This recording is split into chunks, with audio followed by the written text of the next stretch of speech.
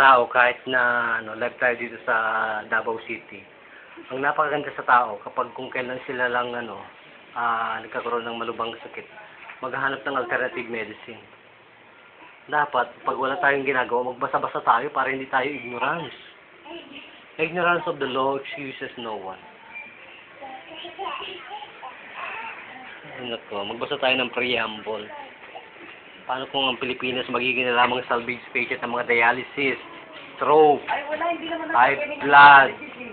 Pag My God. binialis ka, pag ginobals ka, hindi ka nagagaling yan. Ewan ko ba kung bakit nagiging modern ang technology? Nagiging modern ang technology, ang ancient technology, nawawala ng Bakit kayo dadayalis? katuturan. Because of the maga.